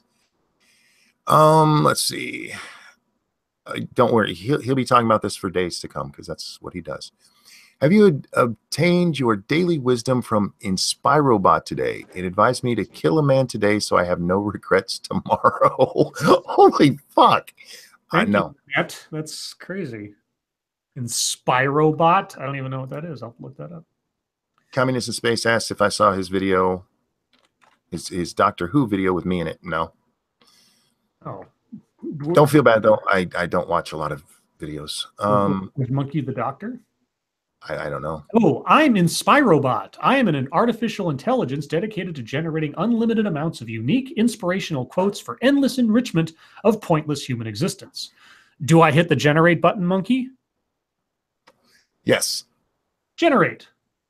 And it's loading, and understanding why you are touchy is what makes you beautiful.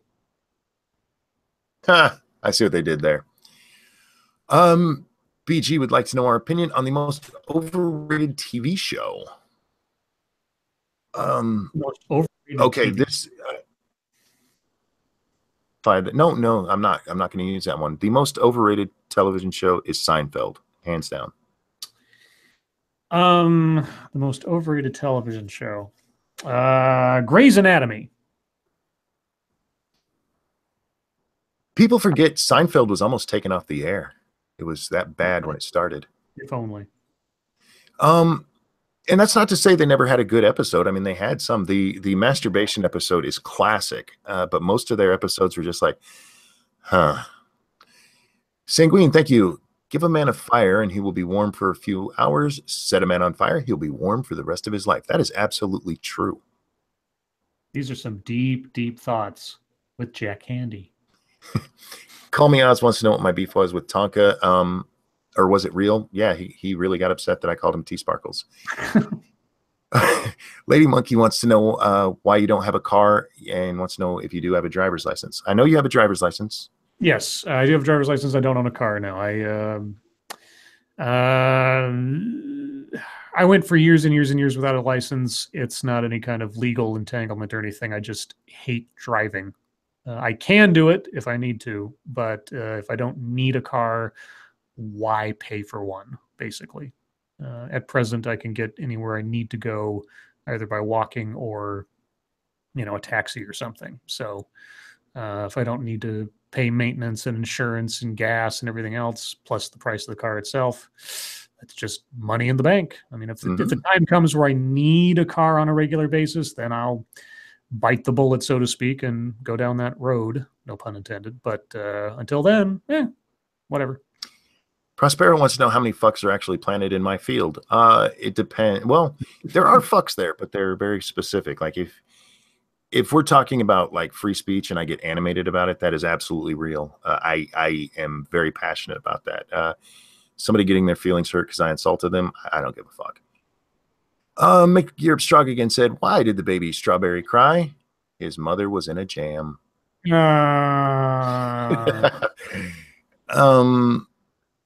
Jeremy says, how many alcoholics does it take to change a light bulb? But I don't have an answer yet.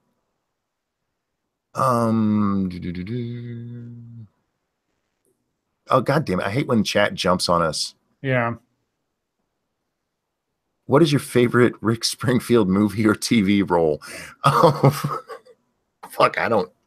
I do. God, what was it? I'm going to have to cheat here because I do have, if I had to pick one, I have one, but I need to remind myself because, oh, God. I can't say I ever saw him in anything that I thought was a good thing. So by default, I'd probably have to go with Hard to Hold. But I loved his music. Success Hasn't Spoiled Me Yet is a great album to this day, in my opinion.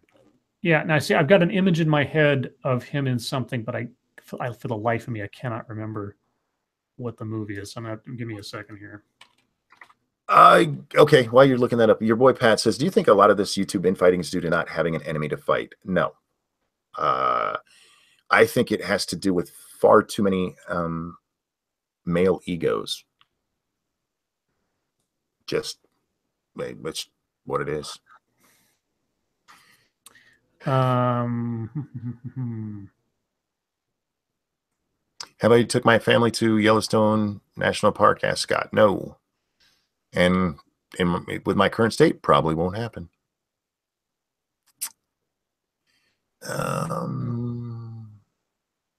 What was it? This is driving me nuts. Yeah, I've got like I said, I got an image in my head. What was it? Silent. No, it wasn't that. See. Oh, go ahead. I know. I've got, like I say, I've got a snapshot in my head of him having done something, and I'm just blanking on what it is. I'm looking at his filmography now, and the first thing that jumps to mind is the TV movie Nick Knight, which was like this horror detective show thing. But I don't know. I'm blanking. Whatever. Sorry, guys. I don't remember. Now, this is one of the problems with chat being behind us. Weibo asks, how do you know that monkey? Have you done it before? I have no idea what you're talking about. I apologize for that. I just don't remember what we were talking about to make a connection. I like this question. If you die and then find out that God is actually real, what will you tell him before he casts you into hell? I would look at him and go, but it was funny, right? And then who asked that? Sorry. SDA, have you ever been to Yellowstone? Scott McInnes asked that. No, unfortunately, I have not. Are you on speakerphone now? No. Your audio sounds different. This is weird. I mean, it's not bad. I could understand you. It just sounded like further away. Is that better? Yes. That's better. Okay. Good. Favorite Roger Corman film? I'd have to. The Fantastic Four.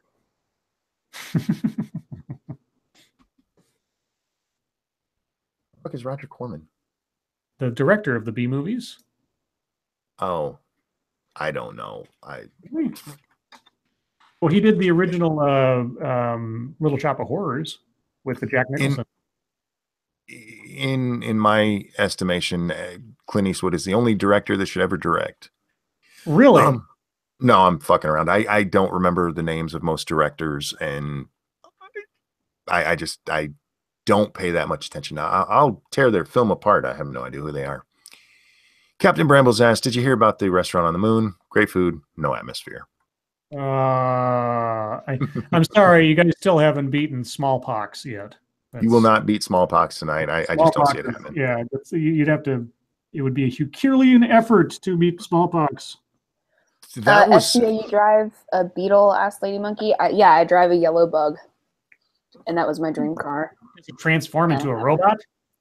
No, it does not. Oh, dang it. I don't know why this is being said, but it says that your boy Pat God does have a sense of humor. Did I? Oh, because that's what he said. Okay. Monkey, do you have any plans to visit Glasgow, Scotland? I probably will not be going anywhere long distance because I just can't. Yeah, we'll have to bring a tailed feature to you. There was the doctor today, as we're talking. It was an emotional talk with my doctor because this is just not getting better, and I really need it to. But she's trying to reassure me, and it's like, well, we can try these drugs, and we're going to try acupuncture because after my EMG or whatever the fuck it was, they put me in so much pain during that. Mm-hmm. When I walked out of there, Lady Monkey actually immediately remarked, "You look like you're walking better." And for like the next 2 days, I felt much better. I mean, I had a little bit of pain, but it was the best I felt in forever. Yeah.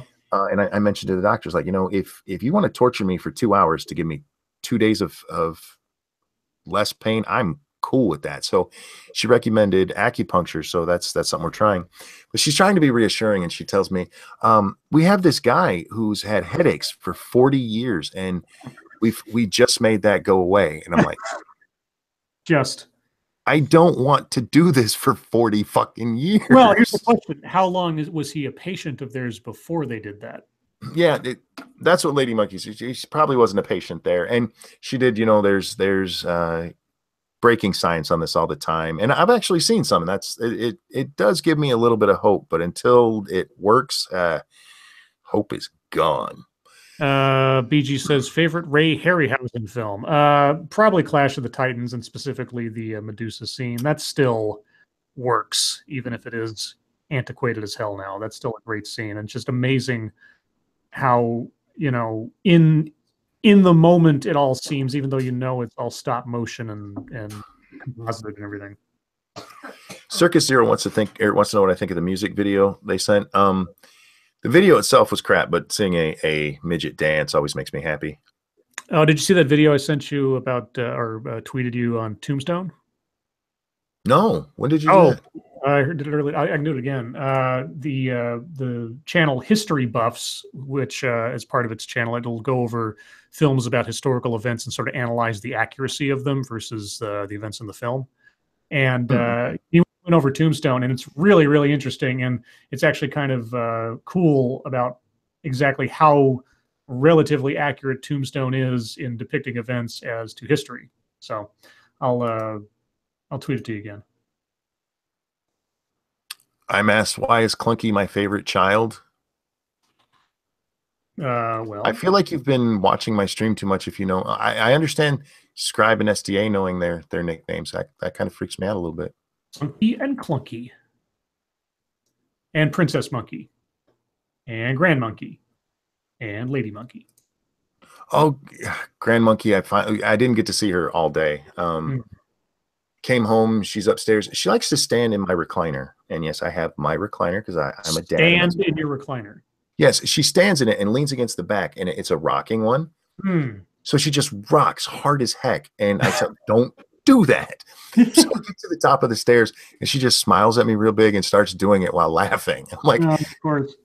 Well, she knows Grandpa's not going to do anything. But that's cute AF, though, right? It is. I'm so wrapped around her little finger. Yeah, that's just like a girl thing. We really enjoy that as well, because like we know that all of our male family members, like we can pretty much do no wrong, and it's honestly like being female.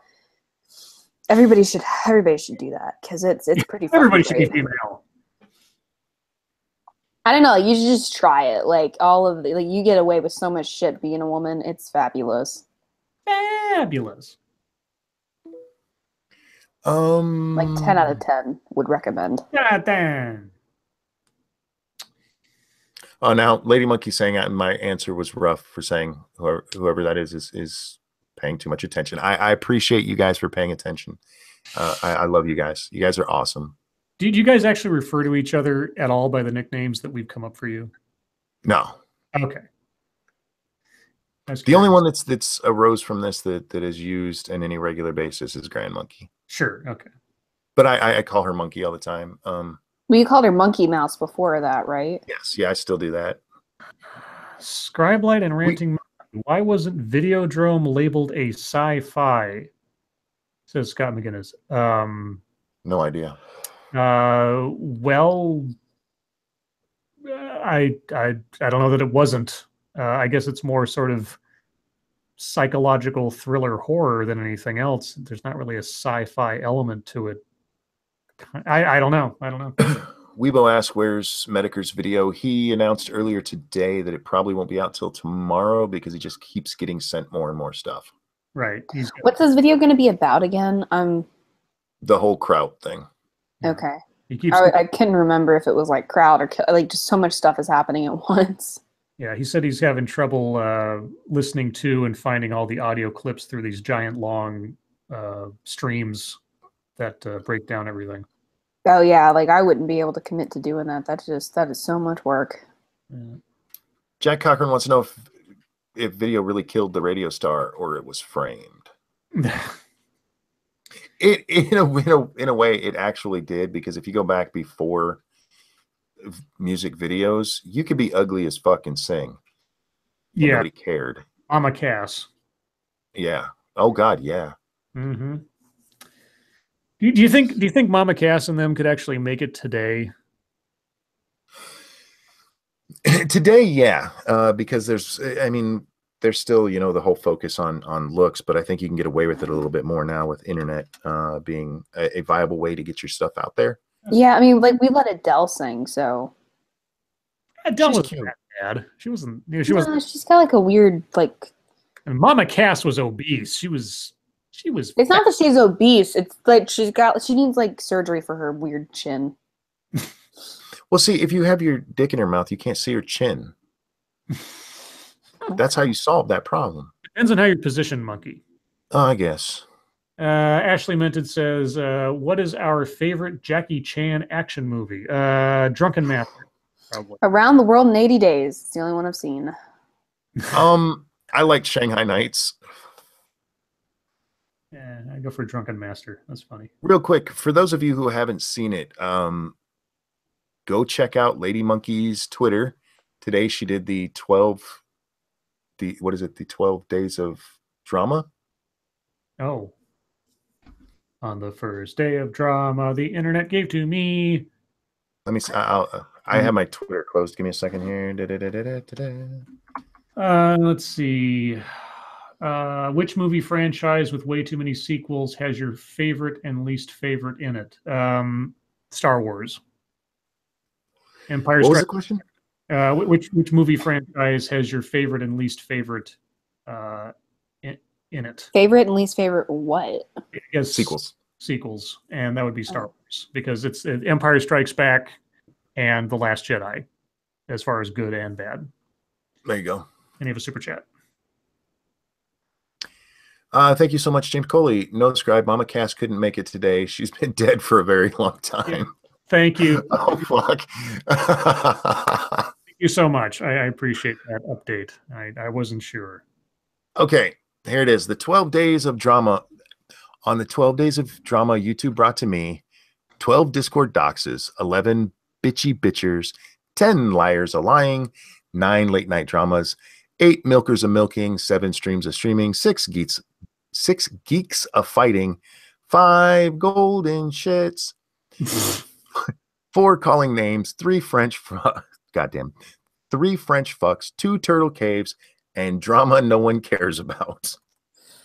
Comment that woman. Says, Scribe, what's your favorite Cameron Mitchell performance? Well, it's like a Tums festival in here. That's my favorite Cameron Mitchell performance.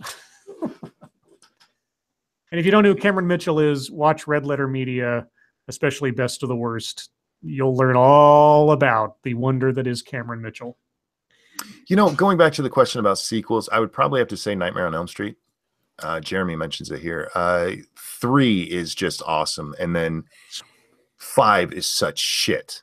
Just shit. Yeah.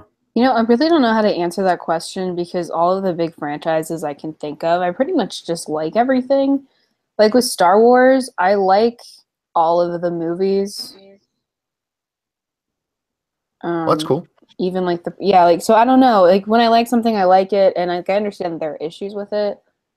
But yeah, I can't really think of a series that I like that there's just a part of it that I hate or whatever. I saw a movie. I don't know if anybody's seen this, Scribe. If anybody has seen this, you have. It's called Werewolf the Third Reich or something like that. Oh my God. There's the Werewolf Women of the SS. No, this was I'll have to look it up to make sure I'm giving the exact name. This is a movie? Yeah. I wouldn't be surprised. I mean, it sounds like a Nazi exploitation movie. What is that? Not Werewolves of the Third Reich. Werewolves of the Third Reich? Yeah.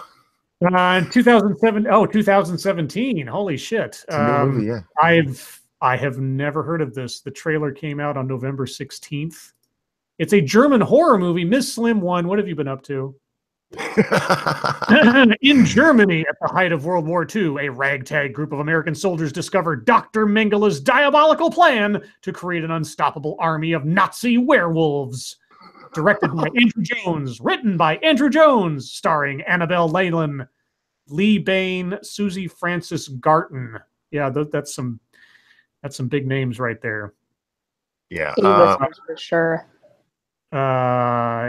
Yeah, so that's a thing. I guess I'll have to try to find that one sometime. Maybe. Harvos asked me if I meant the Howling series. No, I remember the Howling. Yeah, When I was a kid, I thought them turning into the werewolves was so cool. And if you watch it today, it just looks fucking bad. yeah, the practical effects. I think probably American Werewolf in London still has the best effects that mostly still hold up, mostly from that era. Yeah. Except for when Griffin Dunn starts rotting into a skeleton that looks really fake at the end, but whatever. In Spy Robot has dispensed wisdom that I'm certain you can get behind. Stay wet. Ms. I Lim agree now. Scribe Light, I behaved, I swear, but that sounds awesome. You think, yeah, werewolf Nazis sound awesome? Okay, go for it. I'm torn on that because this could be either just absolute shit or a great cult classic. Well, I mean, Nazi werewolves. Let's see. We had to put all of our silver into bullets for the guys fighting the werewolves. I'm sorry, it's a silly premise, but it makes me laugh. What they should do is have a crossover between Werewolves of the Third Reich and Dead Snow, the Nazi zombie movie. So There you go. The zombies and the werewolves get together to fight. I don't know. Why don't they have movies where like the allies come back as the bad guys or the monsters or something, like Frankenstein allies or something? That's a good question there, Fernanda. You had a couple of good ones tonight. I appreciate that. If you were arrested with no explanation, what would your friends and family assume you had done? Arrested with no explanation. God, I'm actually going to ask you guys, if I was arrested with no explanation, what would you guys think I'd done? Assassin's Creed. I would assume you ran somebody over with your car for upsetting you. That's fair. That's totally fair. I would assume illegal entry into Australia. Oh. As for me, and in all honesty, I don't think my family would have any clue what I could be arrested for because I am such a straight-laced, boring individual in real life that I don't think there's anything scandalous about me in my adult years, let's say. So I was never in trouble. I would think it would be like something to do with like beating a woman to like a pulp by accident or something. Jesus. Like that. Whoa, holy By accident. shit. Like, you get a little carry away with the BDSM. Okay, and all of a sudden she's super bloody and oops. With Scribe, I would guess he actually ran into a CNN editor. I met Chris Liza on the street, and then I beat him to death with a plunger. Yeah. For me, my family, they would probably immediately go to some kind of fighting because I'm a fighter. Oh, let's see. Have any of you guys seen Bestseller starring James Woods? If I have, I don't remember it. Have you seen Salvador with James Woods? That's a great movie.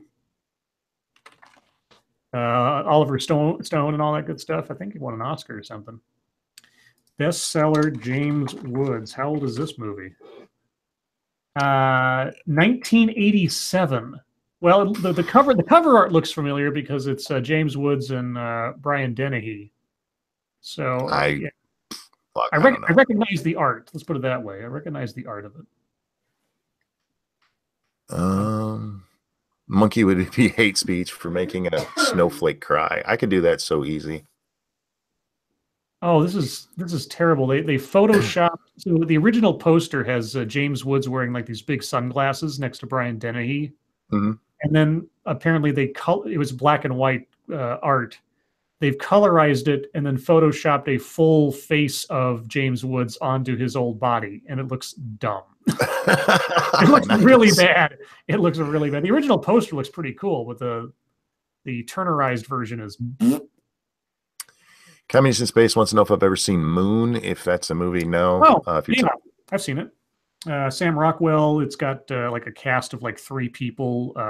Kevin Spacey is the voice of the robot. It's actually a pretty inventive movie. It was made by God, I forget his name, but he was the son of the Ziggy Stardust. Why the fuck can I remember his name all of a sudden? David Bowie. David Bowie's son, Duncan Jones, I think. Duncan Jones, yeah. It's a very simple movie, but it's very, very good if you have a chance to see it. Inspirobot just told me to destroy capitalism by burrowing through the earth. I don't think that would work.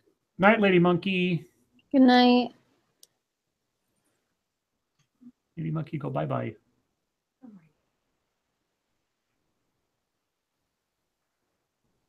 Lady Monkey just told me no more screaming tonight. Oh, okay. I don't get to do that very often, and I enjoy it so much. Harvos Marvos says, is the James Wood I see on Twitter being, well, basically a shitlord the real one? So far as I know, that is truly James Woods just being a continuous shitlord badass most of the time. Him and William Shatner just kill me. Oh, those guys are amazing. They're funny as fuck. 3-minute warning, guys. Let's see. Oh, but it would bury the commies in their own hole. I get it now. Okay. Yeah. Make Europe Strogan says, Rocket Man or Ground Control to Major Tom? Rocket Man. Rocket Man is much more, yeah. Yeah, I like Rocket Man a little bit better. Yeah. What's your favorite James Woods film, says Scott McGinnis? God. Well, I mean, that's specifically a James Woods vehicle. I would, like I said, I'd probably say Salvador. If you see Salvador, the Oliver Stone movie from way back in the 80s or whatever, his performance is actually really amazing.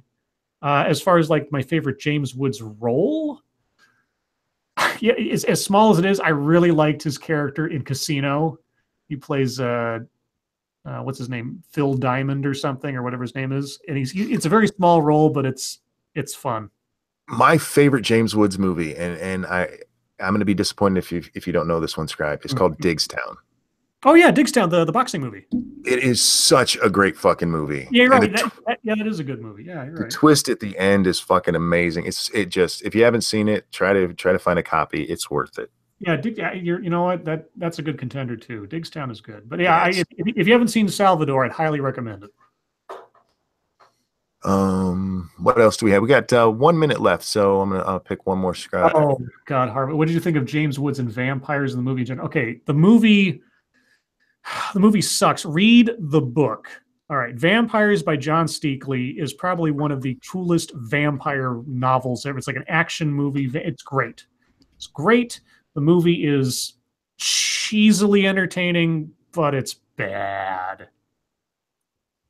All right, and on that, guys, we're going to go ahead and wrap this up because by the time I'm done, it will be the top of the hour. Chat, thank you guys so much for coming. Thank you for the donations tonight. You guys are awesome. Mods, you earned your pay, which we don't pay anything, but you guys did a great job tonight. You're amazing. As Scribe has said many times, unsung heroes, thank you so much. Scribbles, SDA, a pleasure as always. Everyone, your life makes me sad. We'll see you next time. Bye, guys. Bye.